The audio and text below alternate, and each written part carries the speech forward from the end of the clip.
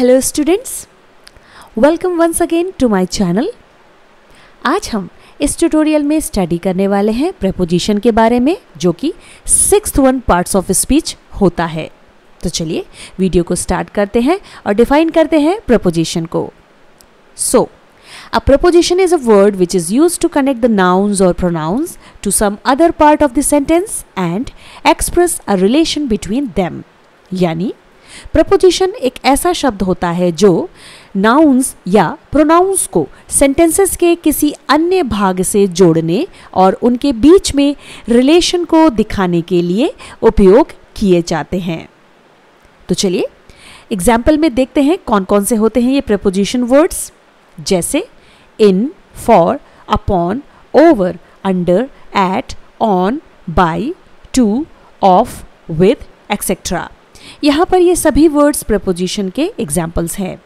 Remember students, preposition one word, two words या फिर group of words में भी होती हैं। आइए अब हम प्रपोजिशन को कुछ सेंटेंसेस में यूज करके देखते हैं। Now we have first one sentence, he sat on the chair, यानी वह कुर्सी पर बैठ गया। डेफिनेशन के अकॉर्डिंग इस सेंटेंस में हमारे पास ही एक प्रोनाउन है, जबकि सेंटेंस के लास्ट में द चेयर हमारे पास अदर पार्ट है, लेकिन एक नाउन की तरह। इन दोनों के बीच में रिलेशन को शो करने के लिए रेड कलर वर्ड ऑन का यूज़ किया गया है, जो प्रपोजिशन कहलाएगा। प्रपोजिशन का कार्य नाउन और प्रोनाउन को सेंटेंस के अदर पार्ट से जोड़ना होता है। चलिए देखते हैं second sentence, a beautiful bird flu over the lake, एक सुंदर चिड़िया झील के ऊपर से उड़ी। यहाँ पर अ ब्यूटीफुल बर्ड एक नाउन है, जबकि द लेक सेंटेंस का अदर पार्ट। इन दोनों के बीच में कनेक्शन को दिखाने के लिए ओवर का यूज़ किया गया है, जो कि एक प्रपोजिशन कहलाएगी। आई होप सो स्टूडेंट्स, आप सभी को ये एग्जाम्पल्स समझ में आ रहे होंगे। तो चलिए वीडियो में आगे बढ़ते हुए कुछ और सेंटेंसेस में हम प्रपोजिशंस को यूज़ करके देखेंगे। So now we have third one sentence, she was hiding herself under the table, वह खुद को टेबल के नीचे छुपा रही थी। इस सेंटेंस में भी red colour word under as a preposition use किया गया है। Now fourth one sentence, the cat jumped off the counter, यानी बिल्ली काउंटर से कूद गई।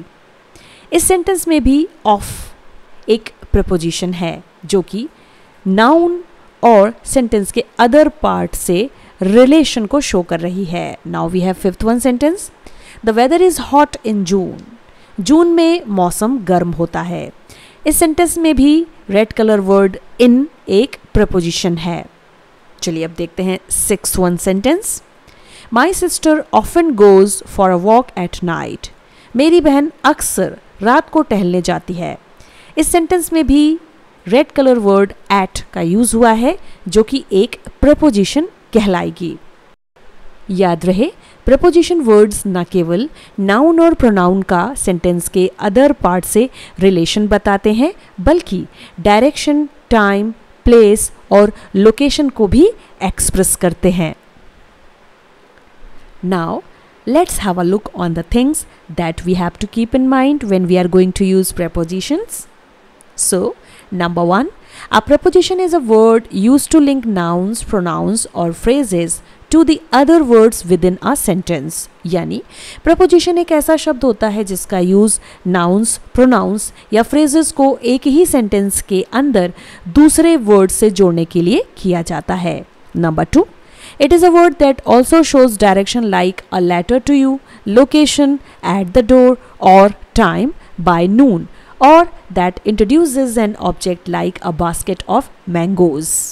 प्रपोजिशन का यूज डायरेक्शन को दिखाने के लिए, जैसे एक पत्र आपको, लोकेशन को दिखाने के लिए जैसे दरवाजे पर, टाइम को दिखाने के लिए जैसे दोपहर तक। इसके अलावा इंट्रोड्यूस करता है ऑब्जेक्ट को भी, जैसे आम की टोकरी।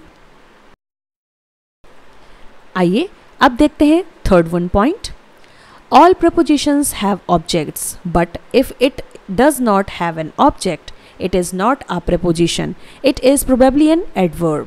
यानी सभी प्रकार की प्रपोजिशंस के ऑब्जेक्ट होते हैं, लेकिन यदि किसी प्रपोजिशन का ऑब्जेक्ट नहीं है तो वह प्रपोजिशन नहीं होता है, संभवतया वह एडवर्ब होता है।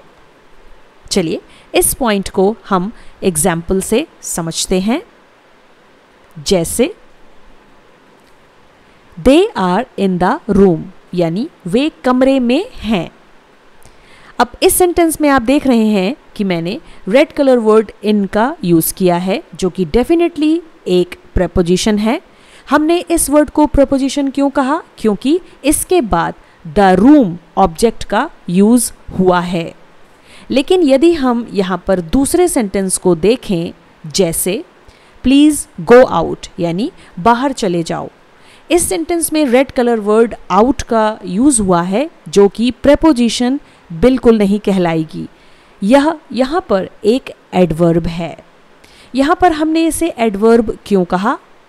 क्योंकि एडवर्ब हमेशा वर्ब को मॉडिफाई करता है और यहाँ पर वर्ब है गो। सो रिमेंबर, प्रपोजिशंस के साथ हमेशा कोई ना कोई ऑब्जेक्ट होता है। यदि ऐसे वर्ड्स के साथ कोई ऑब्जेक्ट नहीं है तो वे एडवर्ब बन जाएंगे। Now we have fourth one point. Preposition have no particular forms.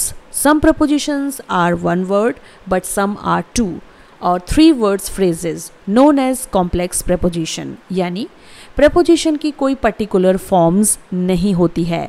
कुछ prepositions एक शब्द में, लेकिन कुछ दो शब्दों में या फिर तीन शब्दों के phrases में होते हैं, जिन्हें complex preposition कहा जाता है।